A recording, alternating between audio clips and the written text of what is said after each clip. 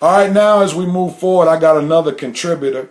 I believe in teamwork because someone said teamwork makes the dream work. And since Red is not with me in studio today, I have another contributor who is a dear friend of mine because he's actually a family member.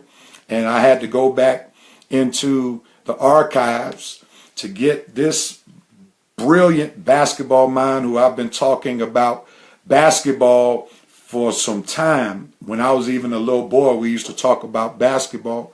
So I had to pull up one of my relatives to help me talk a little MVP, mid-season MVP talk, mid-season most improved player, and mid-season rookie of the year. And I'm glad to have on the line my cousin who lives now in Orlando, Florida, Byron Jones. What's up, cuz? Hey, what's up, cuz? How you doing, man? I'm doing wonderful, man. How you doing today? Oh, man. Feeling honored to be able to talk a little ball. Well, man, with you and your viewing guests, man. Well, man, I appreciate this. Well, I appreciate your availability and I appreciate your basketball intellect and IQ to come and contribute on today's Red and Rev show. Matter of fact, let me ask you a real quick question. Yeah. How's the weather in Orlando? Oh, man, 82 degrees. Oh, man. Sitting out here on the balcony, watching, listening, not trying to rub anything in. Let me ask you a question. Okay, come on. What's it like having a pro basketball team in your city? Seems like some shots were fired at the Orlando Magic. I'm full of ammo. I keep talking Paul Millsap, and I'm like, hey, man, I don't even know what to play. I guess we're going to build around Bismarck Biyombo. So, man, matter of fact, I'm glad that you brought the Magic up. I didn't initially plan to talk Magic basketball because there was no need. Yeah, they're really irrelevant. But what were your thoughts when they traded away Serge Ibaka this week to the Toronto Raptors? Well, I mean, in retrospect, when you look on it, it really turns out to be Biyombo for Ibaka. Okay. Basically, the thing with the Magic, man, there's no plan. I mean, there's absolutely no plan. We are like a holding cell for players looking to either retire or maybe transition to a winning team, a winning situation. I watch more games, man, and I see more cats playing in meaningful games that were with the Magic just years ago. Dwight, J.J. Redick was being guarded by Courtney Lee, Ryan Anderson knocking down threes for the Rockets. So we had a strong nucleus because it was just a short while ago that we were in the playoffs, in the championship. Right. There's no plan, man. We need a total overhaul of management. I think the coach, Vogel, I think he's solid. I mean, I like Vogel, but he has to have some players, man. I mean, we have DJ Augustine, nothing against DJ Augustine, but DJ Augustine has taken minutes from Elfrid Payton. Right. Who I thought, man, you got to give the young guys a chance. Right. And the chance isn't a 10-game stretch in an 82-game season. Right. I agree with you, man. And you actually brought up something that made me rethink some things that I have some issues about my current Hawk situation, where you talking about how DJ Augustine was taking away minutes from Elfrid Payton. And one of the things I did not like when they traded Kyle Korver to Cleveland, they got Mike Dunleavy Jr. back, and Mike Dunleavy did not initially want to report with the Hawks, and Coach Bud begged him to come, and now he's playing more minutes than Prince, the kid from Baylor. I mean, that makes absolutely no sense. Mike Dunleavy Jr. is not in the future of the Atlanta Hawks at all. So why in the world would you trade for somebody to take away minutes from your first round draft pick who you need to give minutes to? That's it right there, man. So that made me think about the Atlanta Hawks when you brought up that Augustine Payton situation. I think it's a similar situation that may be taking place in Minnesota with Chris Dunn. Chris Dunn and Ricky Rubio. And Ricky man. I think Ricky Rubio has had plenty of opportunity and chances to prove what he can do. Ricky Rubio can pass the ball. Ricky Rubio, he's usually one of the league leaders in steals. But after that, what? Exactly. What? Exactly. And half of the time, Rubio is in the infirmary. Exactly. He's probably had more hospital minutes than minutes played in the game. Yeah. Well, man, let's move on. I bet you this is the most Orlando Magic talk and Minnesota Timberwolves talk on some sports show. They probably nationwide. Yeah, nobody else is talking Minnesota and Orlando. So let's not waste any more time on those franchises. But let's move forward, man. Okay. So here I wanted to bring you on because I know you have great insight.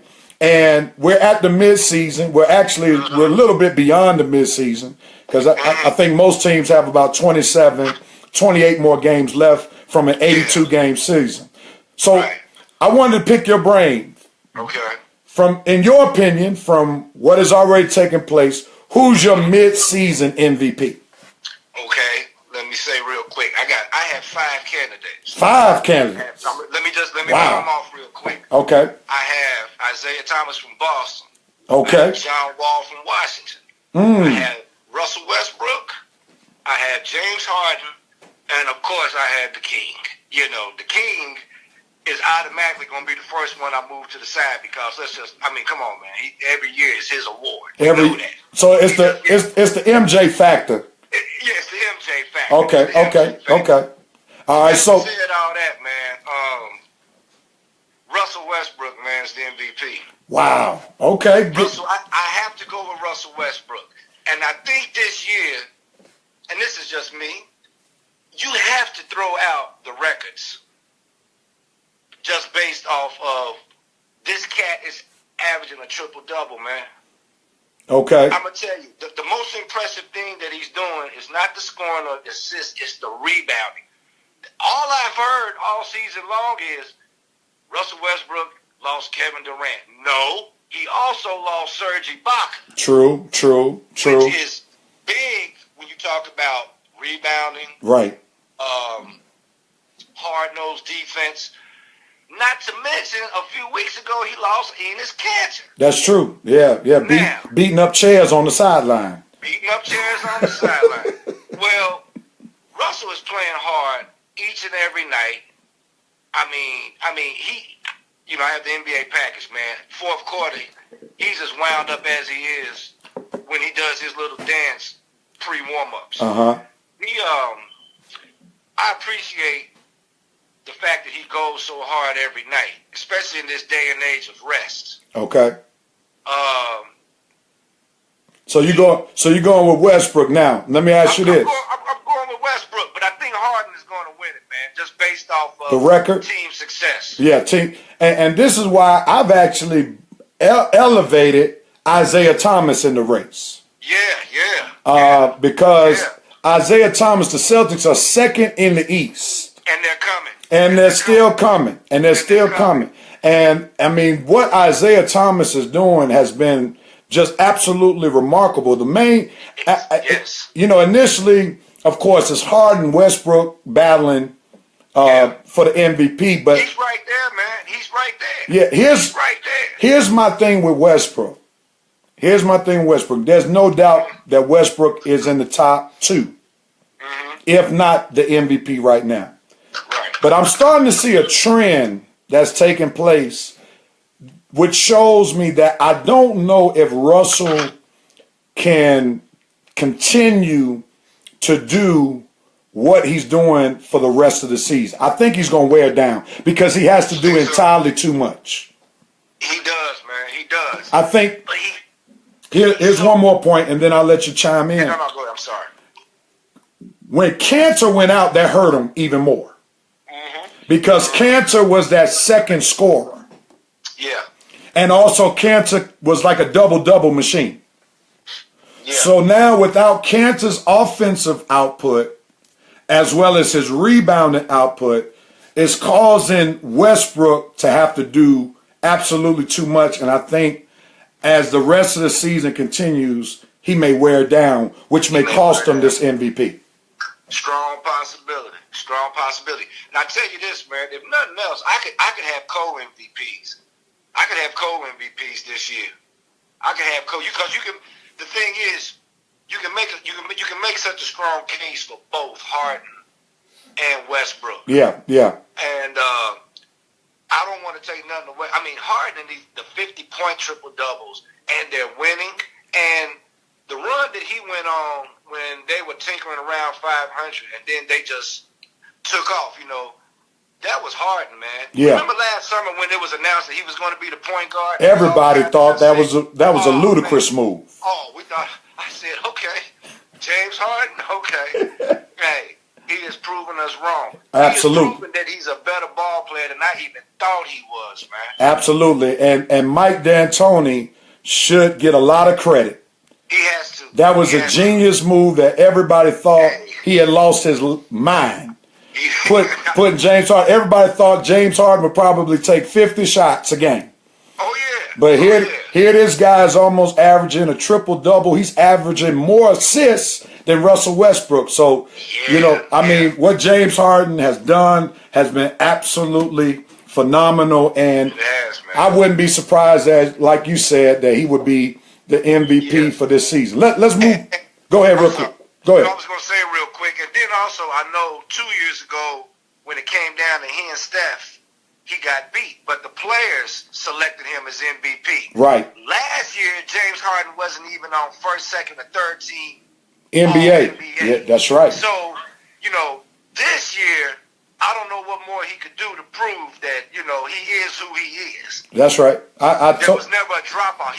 The dude has been consistent with his game, but he's just added more this year. Yeah, I totally agree. And what Harden has done has been absolutely remarkable. And they lost the weight, and that's without the weight. Yeah, that's all. Yeah. Actually, it's probably it's been noted that Dwight probably was in the way of Harden. In the way, yeah. Hey, have you seen Nene? Nene looked like he found a time machine, like he found a hot tub time machine. I mean, he's finishing strong at the basket. At the basket these again. Young boys, Yeah. I mean, I like Houston, man. I like Houston in the playoffs too. Yeah, I think they'll get to the second round, but I think when the game slows down, that's where they may have some problems. Yeah. Let's move on real quick. Let me read something somebody posted on Facebook Live. Westbrook shouldn't have re-signed with OKC. He should have gone into free agency with the Lakers. Guaranteed they would have built around him. I mean that's well. It could be argued. That could be argued. I think Westbrook wanted to be the good guy by staying at OKC, knowing that he probably won't win a championship. Hey, that's why I say Kevin Durant, when LeBron signed, Kevin Durant tweeted loyalty. Right. And now Westbrook, man, there is no loyalty. Right. Right. There's absolutely no loyalty. The number of zeros dictates loyalty in today's game. Exactly. Exactly. But there is a report, though, to this person who commented that in the rumor mill, Westbrook may be possibly teaming up with Anthony Davis. Wow. In a few years. Wow. To team up with him with the Los Angeles Lakers. If that happens, it's a wrap. Yeah, that might be a winning combo meal in Los Angeles. And the Lakers. On record is saying this. Anthony Davis will win an NBA championship one day. I believe so. Barring any injuries, I believe Barring that. any energy, he's that guy. He's that guy. He's the guy. He's that guy. Yeah. All right, real quickly, man, we got to get off the air in a couple of minutes. But who's your most improved player? C.J. McCollum, Portland Trailblazers. Ooh, C.J. Wow. Now, I like C.J., man. Go with. He wasn't on my list, but go ahead and make your argument for C.J. C.J. has quietly. I mean, he's right there now. He and Damian Lillard, man. I mean, he has complimented him now to the point where they are a threat, and now they need the pieces to go ahead to take it to the next level. Man, CJ's game offensively and defensively. CJ's nice, man. So, He's flying under the radar due to playing in Portland and team success. Okay. Who did you have? Who do you have for your most improved? I got two players, and both all-stars. Who you got? If Isaiah Thomas is not the MVP, he could. And you know what? Wow. He could be voted in to be most improved player. Listen to his stats. Listen, he has jumped in the points per game category 7.7 points from last year. He went from 22.2 points to 29.9. His assists and rebounds and steals are all about the same, but his points per game plus the Celtics' ascension to being the second best team in the East is the reason why I look at him as a most improved player. But the person who I think will win it, and people might not even recognize how much of a jump he's made, is the Greek Freak. Oh. Man, look, these are two guys that you named that I'm taking for granted. Yeah. Just based off of my mind being blown. And I see there's no looking back as far as they're all-stars for the rest of their careers. Exactly. They're all-stars from here. I mean, Hall of Fame resumes are being built with those two right now. Yeah. Yeah. Hall of Fame resumes are being built with those two. And I probably took for granted just because they were on the All-Star team and CJ didn't make it. I didn't think CJ was worthy of making the All-Star team this year just because of the overload at the Western Conference. Right.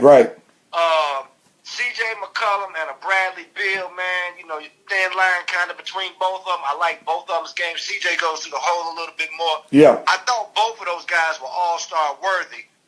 Beal probably should have made the team replacing Love, but CJ, man, is just up there in the Pacific Northwest, man, kind of under the radar. Lost in the shuffle. And another thing, man, you know, I'm just a stern supporter of guys that went to school for 4 years that can come right in, man. All right, from Lehigh. Yeah, Lehigh, man. Lehigh. Yeah, Think about that backcourt. Yeah. Lillard went to what? State. Yeah, some Weber State. Yeah, that's right. Yeah, one of them Utah schools. Yeah. And Lehigh. I mean, Four-year college guys, man. Yeah. So yeah. I'm kind of partial towards that. I like to see cash rewarded. You know. My thing with CJ is I think he made that quantum leap last year, where I think he would have been. Did he win most improved player last year? Did he? I think he did. That's why. You're right. Yeah, that's why I didn't have him on my list this year. And when you know what he did win it. Yeah, he did win it. I think he did win it. Yeah, so that's why I couldn't put him on this year. Because when I look at the Greek Freaks number, Giannis, I'm not even gonna try to pronounce his last name. Antetokounmpo, whatever. With the Milwaukee Bucks. Yeah. I mean, just to see. Black Zeus. Yeah, this dude has jumped in the points per game category almost 7 points. He was 16.9 to 23.4 this year. Okay. 5.5 assists, up from 4.3 assists last year. 8.6 rebounds, up from 7.7 rebounds, and 0.6 steals, up from last year. So he's improved in every category. That's why I got to give the nod to the Greek Freak, man. Let me move on real quickly. There's some comments. This is the new NBA now. Everyone wants to buddy to win a champ. That's so true. We're in the AAU era of NBA basketball. So understand that Russell Westbrook is going to wind up like Garnett. That's a possibility. At least Garnett did get traded to win a ring before he was out of his prime. OKC was never the same when Harden left. That could be argued. That's true. I don't know if there were enough basketballs for all three of them, plus Harden wanted to get out of Durant and Westbrook's shadow. Last comment, when Paul Pierce started talking about leaving Boston, you see they started bringing in the pieces. That's very true, and Danny Ainge pulled off two dynamic trades. He sure did. By bringing in Garnett and Ray Allen, Jesus Shuttleworth. And they came in and brought a championship to the Boston Celtics. That's what a franchise will do, though. That has a history of winning. Yeah. Knows, when you keep it in house, when you bring another Celtic in. Yep, that's right. And you know the culture. Right. You know the culture. That's why the Lakers went out and got Magic. That's right. That's right. And hopefully the Lakers got Magic. Yeah. And that's why the Knicks are in shambles now. That's right. Oakley's being followed around the garden. And I mean, hey, you see Oakley, man, throwing them blows. He looked like Bruce Lee. He looked like Bruce Lee. Oakley, one of them cats gonna punch first and ask questions later. All right, man. Last subject, Gary, that we got to get off. All right, who is your rookie of the year? Joel Embiid. And it comes kind of with an asterisk because he's had 2 years to get better. Yeah. Shaq brought these points up, I think last night, a couple of nights ago, and Blake Griffin fell under the same watch as far as missing a year, coming back. But I'm not going to hold Embiid accountable for his injuries, man. Right. Let me tell you, this cat, man, I didn't even know he was that good. Yeah. I did not know he was that good, man. Embiid is the real deal. It's interesting. I didn't even have him on my list because this is actually his 3rd year, but his 1st year playing. Exactly. And obviously the Sixers knew what we didn't know. Because there was no thought to ever cut him, to trade him at all. And they kept him and they worked with him, and arguably, barring injury, he can be the best big man in the league, even better than Karl Anthony Towns. Yeah, I believe. Hey, man, my dream is for the big man to come. It's for the big man to come back. Yeah. And we have some nice rivalries. Yeah. That's what I'm hoping for. That would take the game. That's what I'm hoping for, man. There's some solid big men that can play. That's true. That's true. Solid big men that can play, and man, he's as good. I mean, the cat shoots threes, man. Yep. Yeah, he can put it on the floor. He can shoot threes. He's a leader. He knows how to work the crowd. I mean, he is everything that you would want in a franchise player. Now let me shift gears because I didn't even think about Joel Embiid. Now, I'm looking at the 2016 draft. Yeah. And from the players in the 2016 draft, taking Embiid out the equation because Embiid was drafted in 2014. Okay. Do you see anybody who could have been worthy of being the rookie of the year? Oh, man. Don't think too hard. I'll help you out. Yeah, help me. This might come out to be one of the worst drafts because look in NBA history. Because we don't know what Ben Simmons is going to be. I was going to say, Ben Simmons. We don't know. And now Embiid is the franchise player in Philadelphia. The stick man in Los Angeles, Brandon Ingram. I mean, he's going to have to put on about 60, 70 pounds before he becomes relevant. Get him off that Tayshaun Prince diet. Exactly. You got Jaylen Brown in Boston. He's athletic, but he's very athletic. He hadn't made any real noise. Right. I mean, let's look at that. Look, Dragon Bender doesn't even really play in Phoenix. Chris Dunn behind Rubio, so he hasn't really been able to shine. Buddy Hield is hit or miss from three-point line. Exactly. Jamal Murray is lost in the shuffle with the Denver Nuggets and all the perimeter players they have. Loaded. I don't even remember this kid, Marquise Chris, in Sacramento.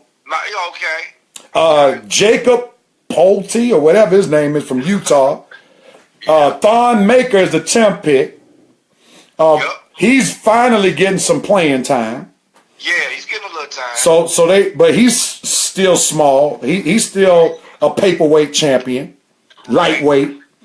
And then you got after looking at this, I have to go to the 11th pick. And who's that? Sabonis. Yeah, OKC. At OKC. He would be probably, out of all these players, you're right, the rookie of the year. Outside of Embiid. Outside of Embiid. Yeah. It would be him. Yeah. Because, man, the rookies just haven't made any noise. I mean, I watched Jamal Murray last night, very talented. I mean, you take a cat like Ulis, who was a first-team All-American last year. See, that's what I'm saying in terms of, like, going to college for 4 years, man. The one and done is getting lost. Yep. He's getting lost in the shuffle. He's getting buried in the bench. His game is not there yet, and there's no time to learn on the job, obviously. Right, right. And a lot of these cats don't even realize you're making this money early, but it's going to hurt you in the second contract. Long term. That's Yeah, right. that Long term. That second contract is going to kill him, man. But It's going to kill him, man. yeah, man. It's going to kill him. Well, cuz, man, I appreciate you joining the Red and Rev show, man. Appreciate you having me